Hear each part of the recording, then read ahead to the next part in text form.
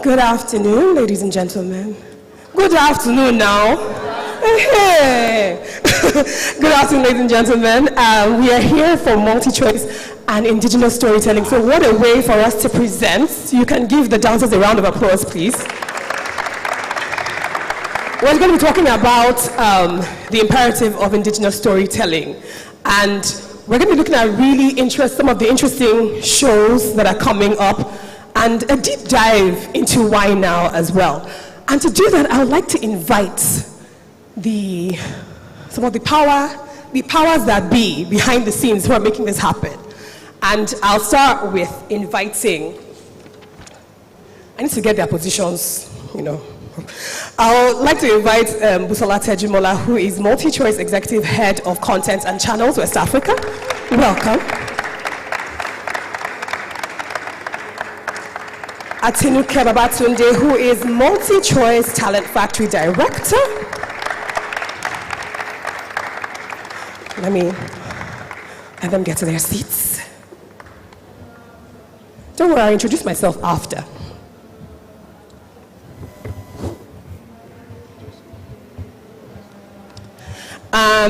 We'll also like to have Victor Agawa, who is the Head of Production Africa Magic.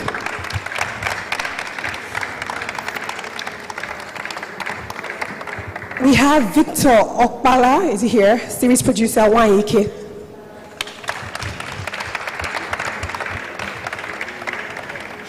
And we have, is Alan here? Yes. Alan Oyige, who is one of the producers for Irora Iya.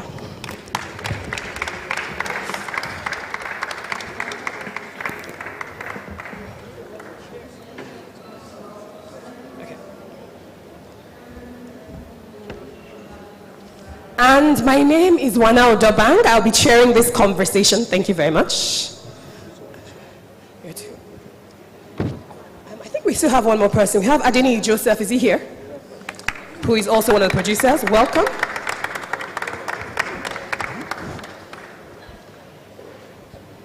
So I'm going to ask, how long do we have for this conversation? Because it looks like it's going to be juicy. Timekeepers, anybody? Okay, we have like an hour, right? Okay. Welcome, everyone. Welcome, welcome, welcome. Thank you so much for being on the panel today.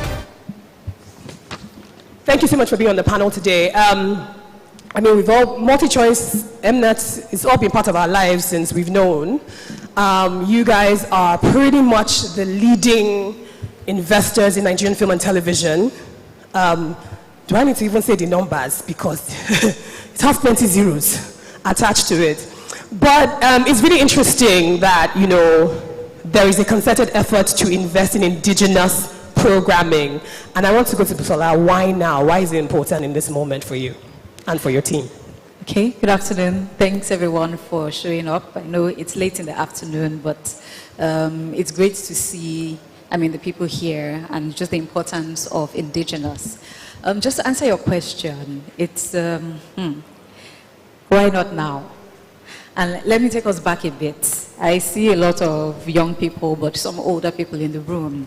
And, there's been a heavy acculturation of Western media, or at least there used to be a heavy acculturation of Western media, in 2-3 decades ago, when, I don't know, the 80s and 90s, babies, where we would watch MC Hammer and Vanilla Ice, Bobby Brown, and, you're getting dressed in your dungarees and your bandanas, and your denim. And we were eating at the time, I don't know, does anyone remember if your parents happened to go abroad or could go abroad, you wanted them to bring you back grapes or apples from London, all those things. We used to watch, Jake and the Fat Man, Moonlighting, WrestleMania. Yes. And then we moved to the telenovelas, The Witch Also Cry, Maria de Los Angeles. Yeah, so I'm seeing some nostalgia, and that's really influenced, urban pop culture. It influenced how we viewed the world, and it also influenced how we told our stories. But if we dial back a little bit, we find that our fathers, our great-grandfathers, right, our great-greats, told their stories in dialects. They told their stories, they shared their experiences in local languages that, they knew. But then as evolution, as we evolved, we saw the influence of the Western world. But what we've seen, and it did have its benefits, one in terms of, the advancement of technology. I'll give an example. We all used to watch Ripples and watch, sorry, I can't resist. I have to put this plug. Who watched Ripples? Who remembers Ripples? Okay, Ripples is coming on Africa Magic. Ripples and a remake of Ripples is coming on Africa Magic in April. But I digress. We're excited to hear that. Well, so, Ripples, Copper at Dawn, there were many things, Checkmate, there were many things we used to watch then. But it's sad to see that the actual content do not exist any longer because they weren't archived properly. The content wasn't preserved. And it wasn't really for a lack of not wanting to preserve it. I just think that technology wasn't involved then. So there are benefits to the Western influences. But what we are seeing now is, and this is no disregard to any industry, but for some industries, global industries, you've seen one, you've seen all. But with Nigeria, with Africa in Nigeria alone, we have over 250 tribes. And so if you splice 250 tribes, 250 dialects, and the 250 is just the minimum, dialects, the ways of living, their cultures, their shared experiences, you have stories for days. And I think that the global world, the global audience recognize this diversity that we have. They recognize the authenticity of the stories. You can tell 250,000 stories in 1 year and you will not repeat any of them. Because they're just, there's just a lot of uniqueness and diversity in our stories. As a brand, as a group, MultiChoice group, we are not jumping on a trend. This is something that we have done for over a decade through our Africa Magic, Igbo, Yoruba, and Hausa channels. We have believed in, Indigenous for a while.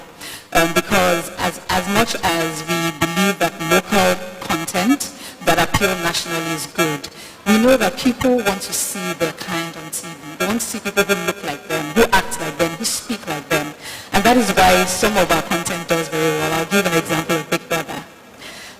Apart from it being a social experiment, I think one of the key factors that make it work is the diversity of the contestants on the show.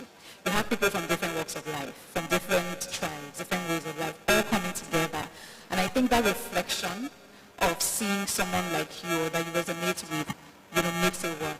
And so right now, we have acquired thousands of hours of content over the last decade across these 3 channels. And we think it's time for us to take it a notch higher, to invest more, because we have invested in, I've mentioned last year alone, we invested in over 15,000 hours of licensed content across all our 7 Africa Magic channels. Who's producing that content? I said licensed, meaning that we don't own them. We have producers. Who's producing them? It's the industry. It's the empowerment. It's how the ecosystem is being developed. And we're taking it a step further now to say we want to curate certain stories. We want to go back to history. History is being watered down, whether we like it or not. I was speaking to a mom a few days ago, and I mentioned Janet Jackson. And there was a child in year 7 is at JS1. And she looked at her mom. She said, "Who's Janet Jackson?" She didn't know who Janet Jackson was. And I think that was a light bulb moment for me. Because I'm like, there actually are children who don't know the people that we call icons. But they will not know them as icons if we don't tell them, if we don't preserve the history. Right? So locally, we want to tell the stories. Who is Ivan Ikoku? Who is that guy on the 20 naira note, and why is he there? Who's Muritala Mohammed? And we need to, and I'm just mentioning these names, but we need to start telling these stories. One, to preserve history, and 2, to also speak to the local communities that people live, and this we will do and amplify across our language channels. Thank you very, very much for that. I think something I'm hearing is it's a return to form, essentially, a return to who we really are and what we really are. As you run the Talent Factory.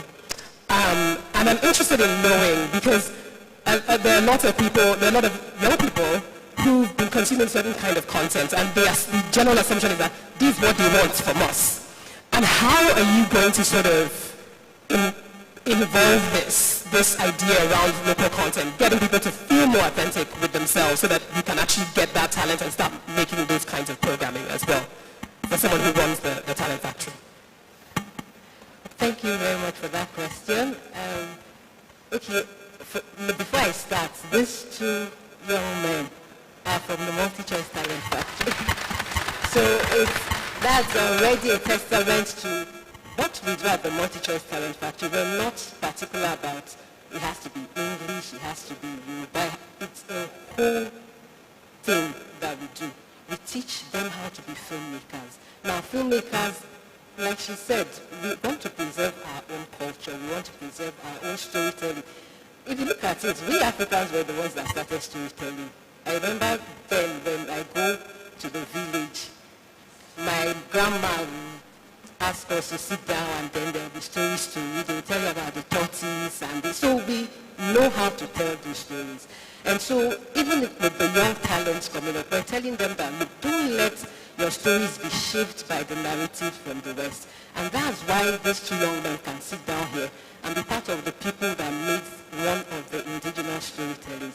We also have something we call Colors of Africa. Now, in the MultiChoice Talent Factory, the Colors of Africa is specially reserved for indigenous stories. So for that arm of the Talent Factory, we don't tell Western stories. It has to be a story that is indigenous to us as Africans, as Nigerians. So in each of the regions, they have indigenous stories. For we West Africa, they're mandated to do a story that tells either a story from the West or from the North, but indigenous. So we're being very deliberate in making sure that even the young ones coming up, you're not fixed in that bubble of, oh, it has to be a Western story. No, it has to be something that we can relate with culturally, because nobody else can tell the African story as well as we can. Thank you. Thank you so much. It's really interesting. Bisola has talked about this, return back to form and what our culture means to us, and Atineke has really kind of emphasized the fact that we're reshaping how young talent are thinking about themselves. Victor Agawa, I wanted to ask you, you're seeing a plethora of scripts and pitches. And when it comes to indigenous content, indigenous storytelling, what piques your interest? I mean, the stories must be vast. What makes something authentic for you? To answer that question, I would just also clarify something that may have slipped between the lines. When I got the pitch for Iwaya, and it came from these gentlemen, when we started the conversation, I had no idea that they were from the Talent Factory, none whatsoever. They are here because of the quality of their work. Right? So let's just clarify that. Now to go down to your questions, what makes something authentic? Generally, stories as a whole have to be relatable. Right? They have to be relatable. And it's a very thin line between being culturally authentic and being tribalistic. It's a pretty thin line. You can't say, oh, that's an Igbo story, or that's a Yoruba story. Stories are universal, right? But our cultures are unique. So I'm not Yoruba. So if I'm reading a Yoruba story, I'm not reading for that's exactly how it's supposed to be. I'm reading because I'm recognizing real people in real situations. And half the time I'm like, yeah, but why doesn't that person do that? And then my commissioning editor, who's Yoruba, is like, see you. We can't do that in our place. Do you understand what I mean? Which is, it's a great way. I'm learning, they're learning. If it strikes a chord in me as a person, and then it strikes a chord in someone else who understands the cultural nuance, then we're covered. So it has to be something that is culturally authentic, but it's also striking a chord in someone who is not of that culture. With that, then we're talking. I hope I answered the question. Thank you very much. I want to go to Alan. what was your experience like? I mean, tell me about your experience of being in the MultiChoice factory, talent factory, because Victor did mention that it was even a time before, he was even aware. And what that experience was like, and then if you can tell me about your journey into becoming a producer. Okay, hi. One of the key notes that we got to learn when we got to MTF is to unlearn so that we can relearn. So when we got to MTF, we were able to learn how to make film, how to be filmmakers and producers, businessmen, and that's what everybody mentioned here, storytelling and business. So for MTF for me was a life-changing experience. I know I speak for a lot of students, people that graduated from MTF. You get to learn, you get to unlearn, then we learn how to do stuff the right way. And for me, a personal thing that I learned from MTF was that before then, I did not understand the power of doing stuff the right way. So one of the few things that I learned in MTF was how not to be a mediocre. Very key. So for me now, before I do anything, I have to look at it, ask myself those personal questions, those intriguing questions on, is this thing really, really good for me? Or is this what I want to create? Because for you to create something, it has to come within. So for me, that's one thing I really learned from MTF.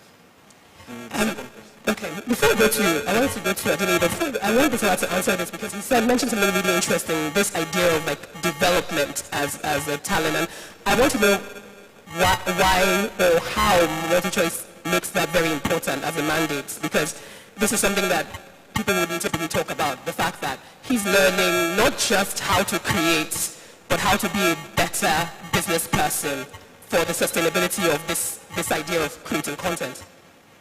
And we're very intentional about the creative ecosystem. And as much as I would love to sit here and say, oh, we're all about the content, we're not. People drive the content. People tell the stories. The makeup artists. The story goes beyond the person who wrote it. The makeup artist, the stylist, every single bit is a piece of a puzzle that makes the whole movie or whatever it is we're watching. And we believe very strongly in ensuring that there is a sustainable infrastructure, there's a sustainable workflow, and that we can continue to build that ecosystem. So we are very intentional about investment in people. We're intentional about investment in capacity building. We also are very intentional in rewards and recognition, and that is why we have the Africa Magic Viewers' Choice Awards. So it's these levers that we pull to make sure that we are able to, one, produce the content that we do, the kind of content we do, two, license the content that we license, because now we have a 24-hour channel across times 7. And we cannot commission for all the hours. We have to rely on independent producers. So what is our role in ensuring that the industry is upskilled so that we can, one, as an industry, produce content that can stand shoulder to shoulder with global content across the world. And two, we can have content to amplify to the rest of Africa. Creating content and acquiring for 7 channels is not, it's no mean feat. So we have to really be deliberate. We are really deliberate in that investment, starting from the beginning of the chain. And Atinuke can speak more because I saw a few looks at what is the MTF. I believe she'll speak more to what the talent factory is and what the objective is. But on a wider scale, apart from the talent factory, what we make sure to do is, one, there are master classes that they run, for the industry. I'll go back to Big Brother, and I use that because it's one of the biggest productions that we run at the one time, because it's 24 hours. It takes a village to put that show on air. There's almost an ecosystem of about 1,000 people that run that show. There's the production team for the daily shows, then there's the live show team, right? And all those people feed into the economy. So in terms of our contribution to the economy, I think that it's very significant. But again, you can't have content without upskilling. And as I like to joke to say, we have veterans in the industry that we know we can rely on. And the veterans say, are you saying we are old? But I call them veterans because we need the knowledge transfer. They are not only veterans because they've done, they're not only veterans because they have survived in the terrain and in the industry for the number of decades that they have. They're also veterans because they've been through different governments, different policies, different phases of the industry. And you know this adage that what an elder sees sitting down, a child cannot see standing. Right, even climbing the highest tree.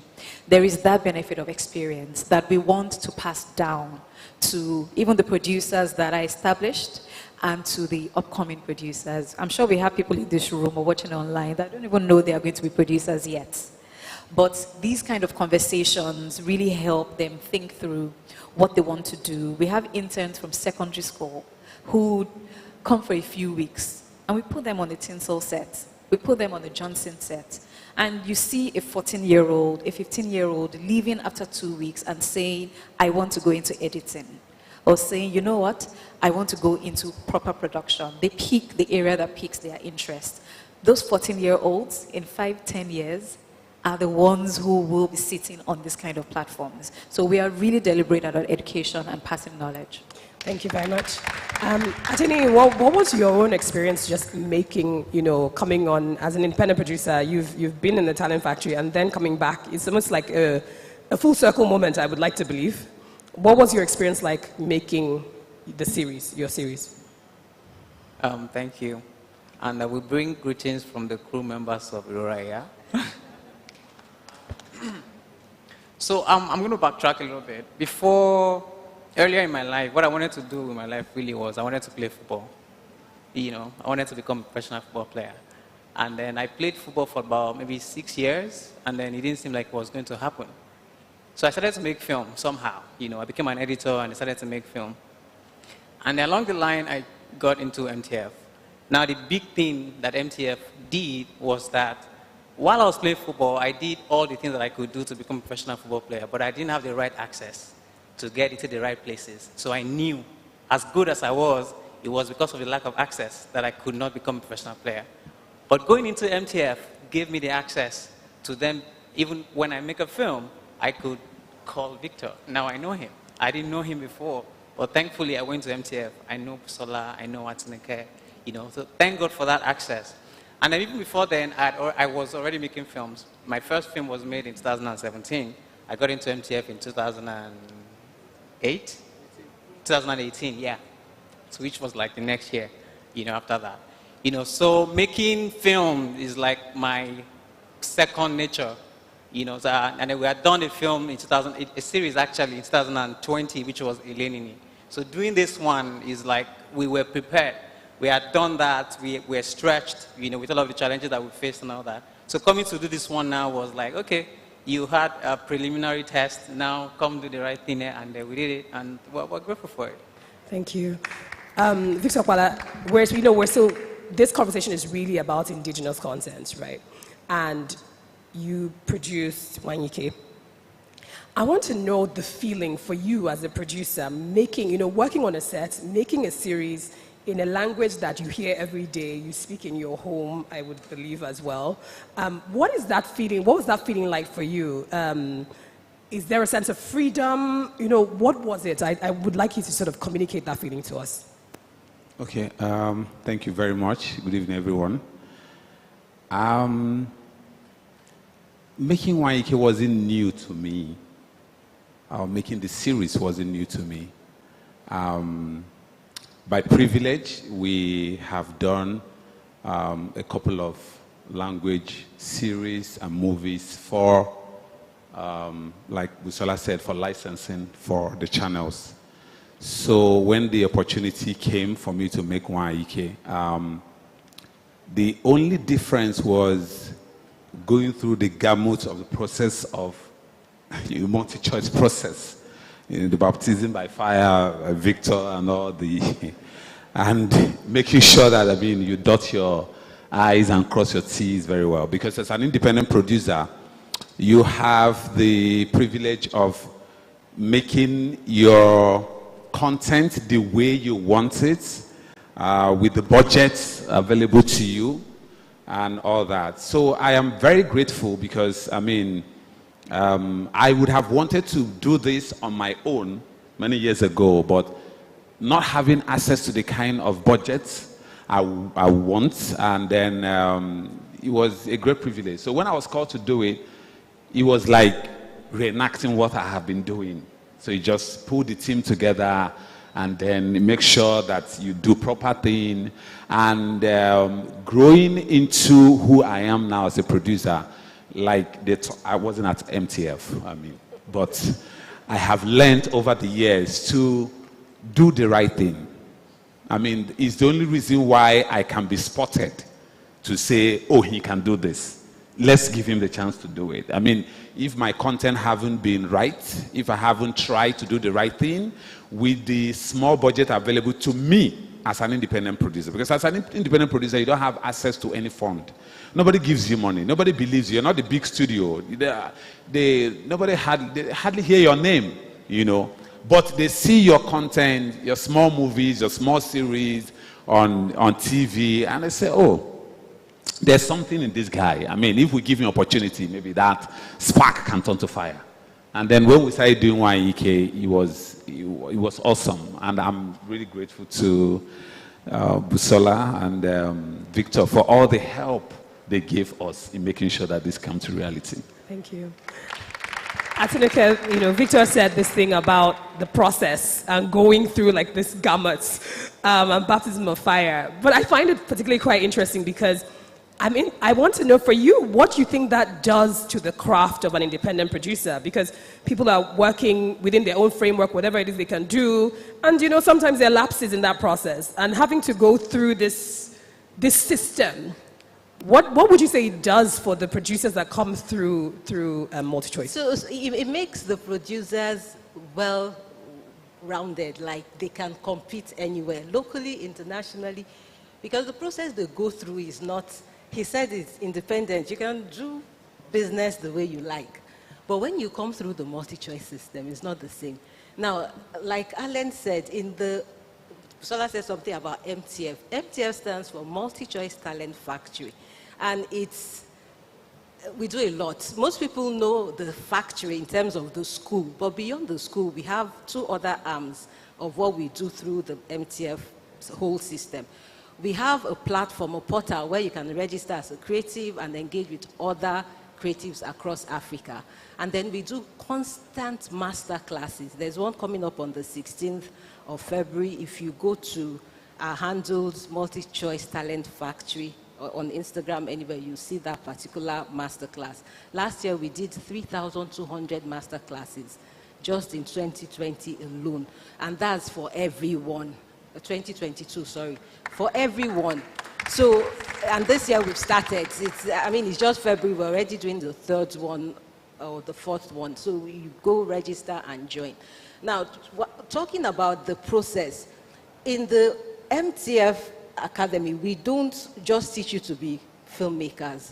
There's a business side of it, and that's why we partner with different bodies, universities, business schools, and that's where they take them through accounting. Ask them. They usually don't like the accounting classes, the production management classes, because that's so where you look. It's school, because you look at the numbers. It's not just about being a creative. You have to look at the numbers, because the numbers have to add up. You look at the marketing.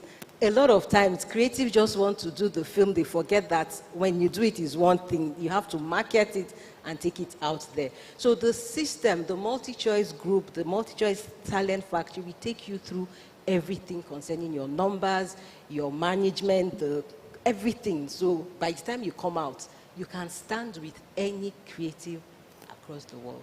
Thank you.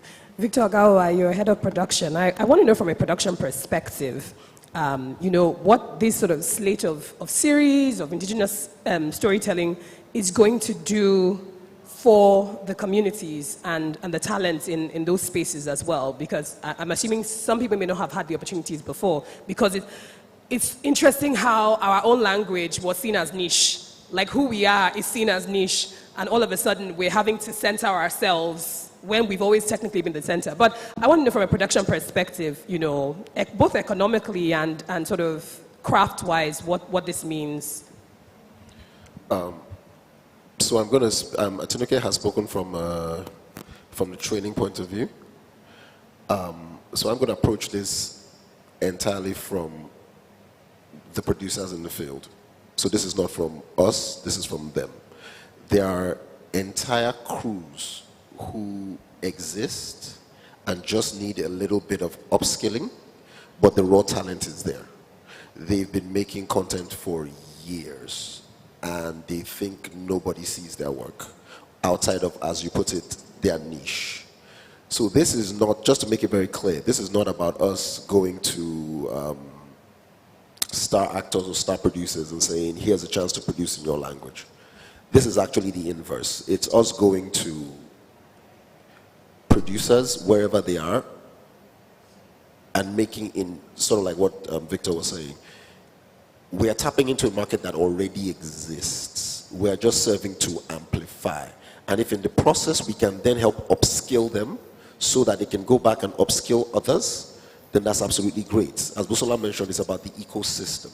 So it's not us on top of the mountain speaking to people below, it is us being part of the circle. So I do believe that there are large markets who already consume indigenous content. All we are doing is putting it on a bigger platform while empowering the people who make it to make more than they normally would. Thank you. Busola, we've talked about this ecosystem. We've discussed, you know, the economic impact as well. But what is, I don't want this to be a moment for us, right? What is the sustainability plan that we continue to get our stories? It's not going to be a shift. Again, at another point, you know, with the vision. How are you deciding to sustain this vision? To start with, again, plug, Africa Magic turned 20 this year. Yep. And I was joking with the team the other day that a 20-year-old child wants to move out of the house, wants to sometimes get married, have their own kids, you know, have their own personality, want to start distinguishing themselves and, you know, doing more things. So the brand is, 20 years is sustainable. If you've been doing something for even 3 months consistently, you form the habits. If you've been doing something for 20 years, then that shows that you have a system that works. That means you have built a formidable and sustainable system. And that is what we've done at Africa Magic and at MultiChoice. It's the next 20 years of evolution. We pride ourselves as innovators. And I mentioned earlier that this isn't a trend for us. The original, the local content, it isn't. Africa Magic, Igbo, Hausa, and Yoruba have been on the platform for almost a decade, if not over. So it's not a trend, it's innovation, it's us continuing to grow, it's us continuing to go with trends. Look, data is also power. And if there's one thing we do, it's very strong and in-depth research and development, right? We hardly do much without data. So we have, armed with the data that we have, we know what our customers want. We know who our untapped customers are. We know who our customers, real customers are. We know what they want, what they watch, when they watch it. We have an idea of how they want to consume their content. Look, at some point, I believe, and this is my personal opinion, I believe that, you know, content, watching content will become platform agnostic. It won't really matter where you watch it. People are just going to follow good content. And we are getting there. We find that you have one customer that has many subscriptions because they are trying to find something on every platform. But we are a super aggregator as well. So don't forget that we don't only produce content, we also aggregate channels, you know, that cater to the different segments of the market. And so in terms of sustainability, We already have that system in place. We will continue to grow. We'll continue to evolve. We'll continue to innovate and just make sure that, we go with trends. We have foresight. That's one thing that this was 10 years ago. Who knew that now the world is coming back to Nigeria and saying, what are you guys doing there? Everyone keeps talking about potential. We have potential. But the question we have been asking ourselves for years is, with all these rich cultural experiences and creativity, if you mention Lagos, Nigeria, they'll say, those people are talented. What are we doing with that potential? And what we are doing with that potential is a lot of what you are seeing today across, our ecosystem, across the business. But over and above that, we are also thinking of, one, the business of today, but what is the business of the future? And in creating a system that will sustain the business of the future, some of it is what you're seeing here today. So yes, we do have a sustainable plan. We're 20, we will be 40, we will be 60, we will be 100. And at that point, our great-great-great-grandchildren will be the ones sitting on platforms and saying what we have done now and how they are also looking into the future. Thank you. Atinike, Busola is speaking to legacy at this point, 100 years old. Hello, hallelujah. But I want to know, you've also talked about how you're pretty much sending people to school and educating them. You're educating the next generation of filmmakers, next generation of cultural entrepreneurs, of creative entrepreneurs as well.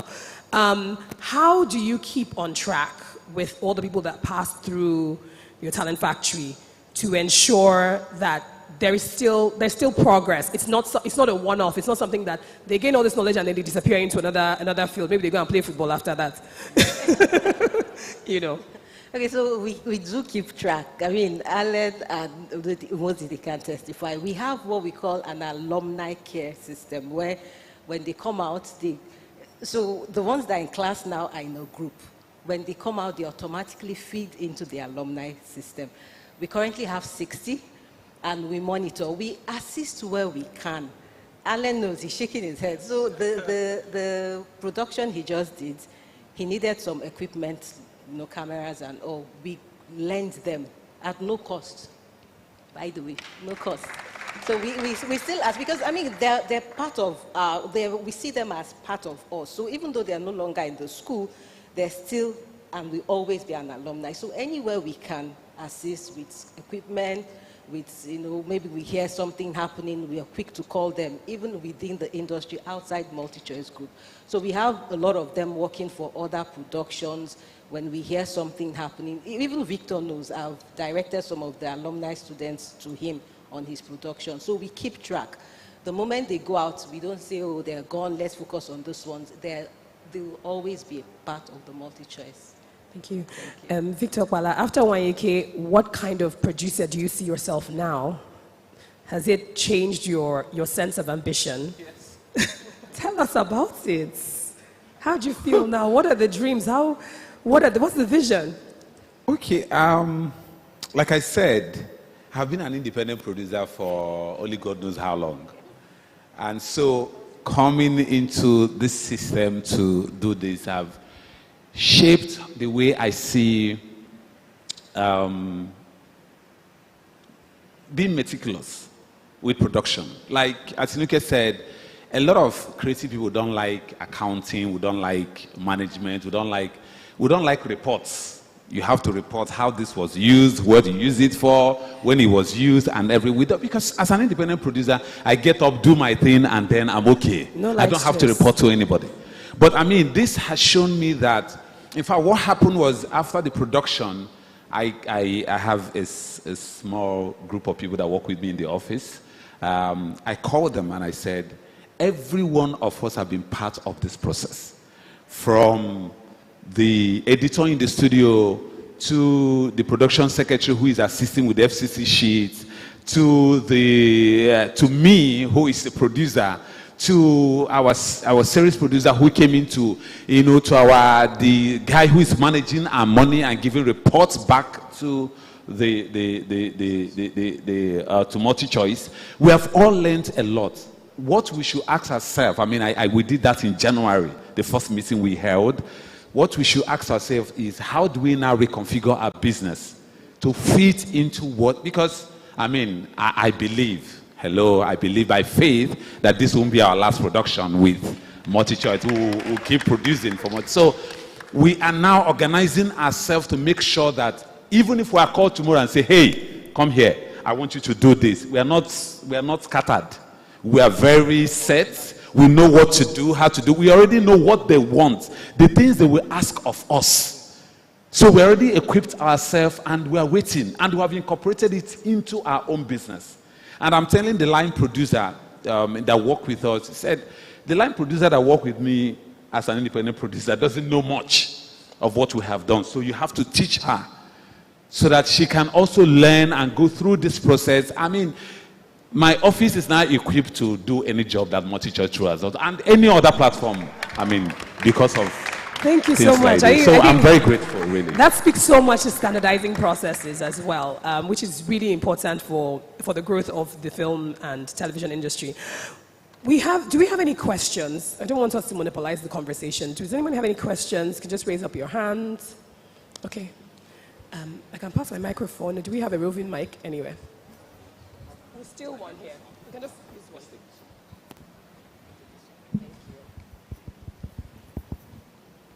Let us know your name, what you do. Thank you. Yourself. Good afternoon. I'm Karima Omobola. I'm an interior decorator and I create gifts. So I want to ask, because I've been seeing MultiChoice Talent Factory, and I tried signing in based on my skill, because like I said, I'm an interior decorator, but I based on soft furnishings, throw pillows. So I tried registering, but I see that mostly it's based on the creatives, like actors, actresses, editors. So is there a platform for we that have skills? Because I want to, I've been trying to get a gig or a contract from Big Brother to make stuff for them, their throw pillows, because I'm good at what I do, and I'm sure I'm good at it. So I've been trying to for 2 years now, but no. So how can I key into it? You can actually key into it, because what you've described is, it can be like a set designer in terms of, you design sets and all. The platform is not limited to acting, production. Set designing is, in fact, in the EMVCS, we have a category for costume, and so you can be part of that. When you go into the system, the portal, register, you'll see we have over 32,000 people registered on that platform across Africa. So it might not even be in Nigeria. You might see someone in Ghana, wherever, looking for a set design. And if you're very confident of the work you do and you're able to showcase it, then there's a space for you. So don't give up. We also do master classes around set designs, around, costume and all. So look out for those master classes and join and just be building your craft. Yeah. Thank you. Do we have any other questions? Don't be shy.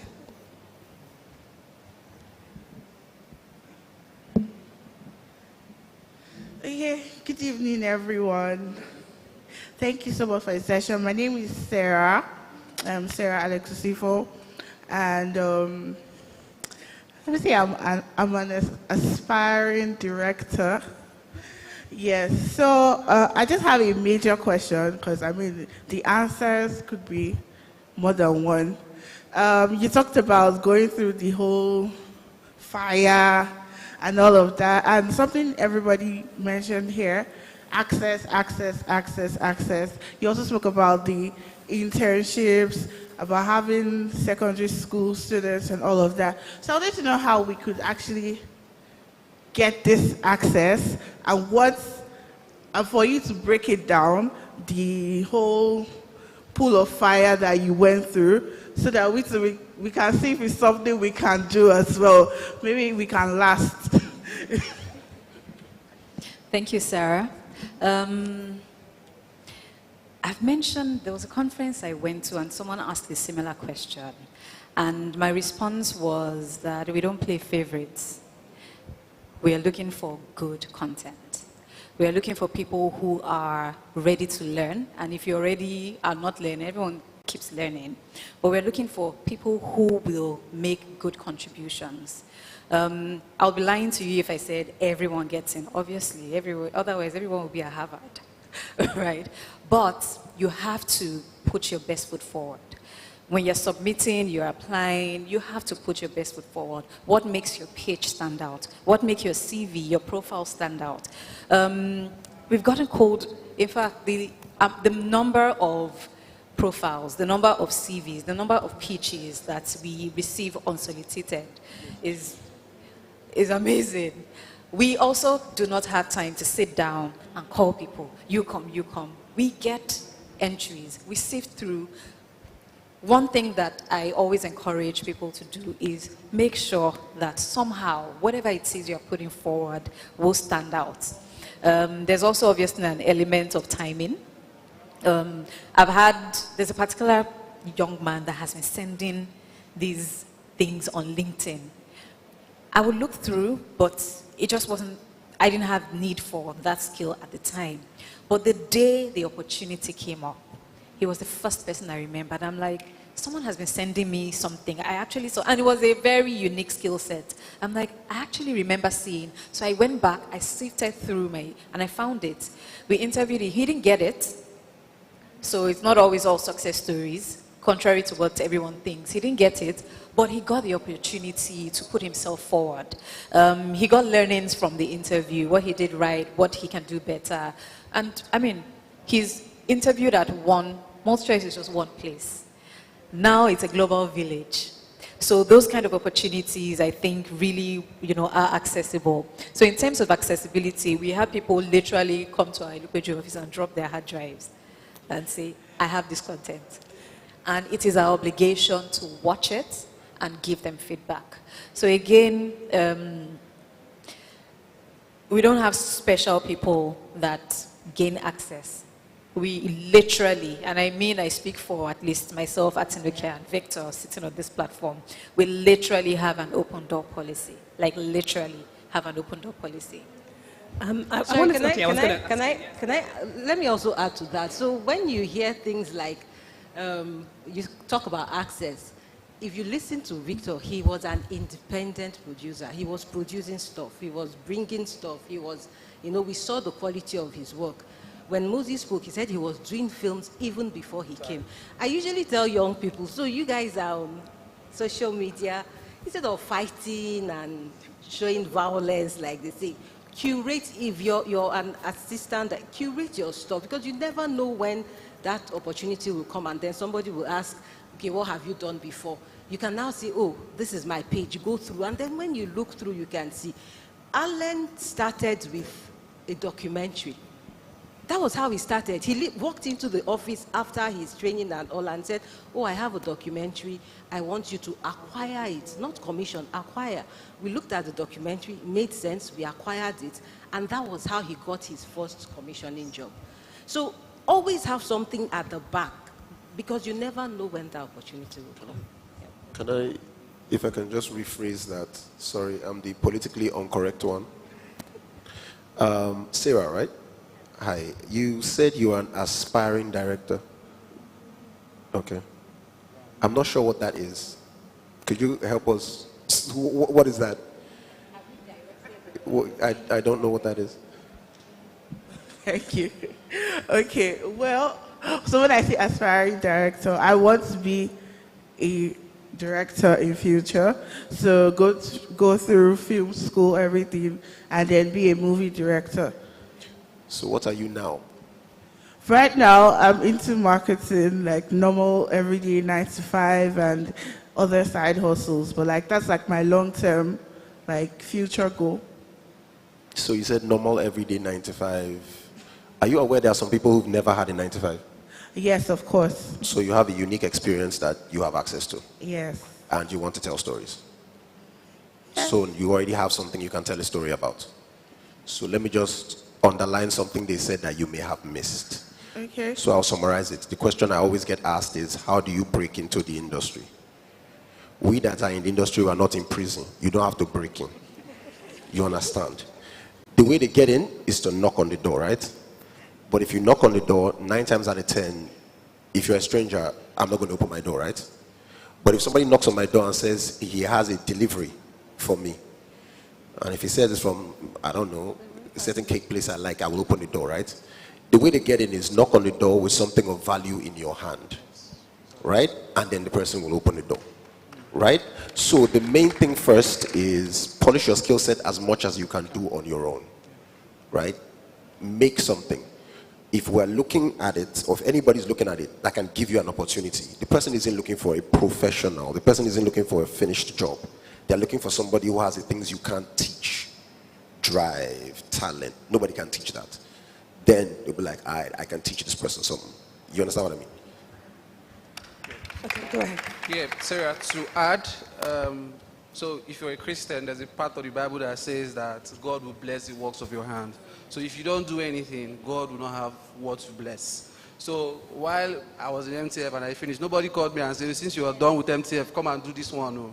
You know, I went and did my own stuff, and I remember calling Atunike for the first time. I had to introduce myself and say, okay, come to the office and let me see.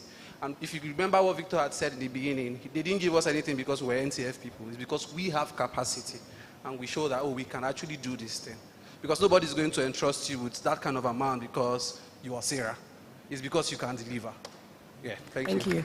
I think it's been, everyone's echoed the same sentiments, which is for the lady who is you're basically like a set designer, interior designer, you want to be a director, you have to start creating the work, start curating the work, using whatever avenues you have available to showcase the work. So maybe MultiChoice might not just be for you just yet sometimes, but what are the things that you're doing to prepare yourself for that, access or that entry? When you get in front of the people, what do you have to show for yourself?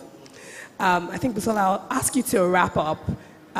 What, in the next 5 years, what are we going to expect from MultiChoice, particularly around Indigenous content? The popular saying, content is king. But I will add that context is key. The context with which you tell your stories is very important. And that's the journey that we are on now. That's the journey that we are establishing a bit more now. So next 5 years, 5 years is even far. It's far. Let me even tell you about what we're doing this year. This year, we have an additional about 28 titles spanning across 120 episodes, 65 episodes, 52, 13, 6 episodes across all our channels, specifically also for the language channels. I was going to say you can clap. That's a lot of programming. We haven't mentioned a lot of television time. We haven't mentioned, and the promo has been running behind us, but YEK that Victor produced only started running on the 1st of February. On Africa Magic Igbo, runs every weekday at 7 p.m. So we are not, I think today is the 9th. You can still catch up and follow the story. We have Dala Dala, that is the Hausa series that will go on air on the 13th of February, and Irora Iya on the 1st of March on Africa Magic Yoruba. Now, these are just some of the things that are coming. What I would say is everyone should stay tuned and glued. And I mean glued. You won't have time to do anything else this year. The only thing that we're asking you is for more time to sit and watch the content that you love. And really, you don't have to sit in front of a TV, like literal TV, to watch content. You can watch it on your connected devices. So we have a DSTV Now. We have Showmax, right, where you can, just watch content on the go. So I've gotten a lot of questions. When we are going to vote, how are we going to watch? Watch it on your phone. Just make sure that you have some data. Connect there are matches being played, there's local content on there. While you're in your long queues, just watch on your phone. But we do have a lot of productions this year. We are looking for producers, no matter what cadre you think you are. I think we have something that can cater to everyone. We're looking for people who have the skill, who have the drive, and who will tell the stories the way we want, the way our audiences want them to be told and want to watch. Thank you very much. Ladies and gentlemen, please give them a round of applause. Thank you to all our panelists. You guys have been incredible and amazing, and you are continuing to do amazing work. And we look forward to celebrating year after year after year. Thank you all so much.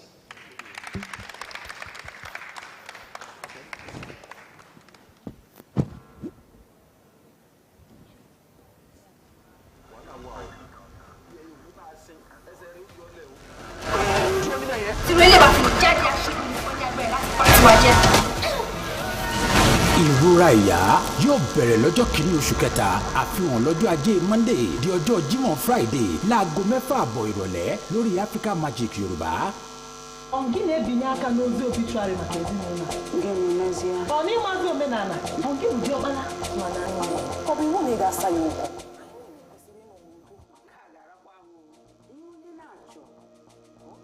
Nnenna nọ ebe a na-ewere ikike na-eme ka onye nwa nwere ebe niile mana nwa m nwoke ofu nwa diọkpala nna ya lugo nwe n'ụlọ na Abuja na-emeso ihe Chukwuma. Nwa nwoke nke diọkpala ga-abịa gwa ndị obodo gwa ndị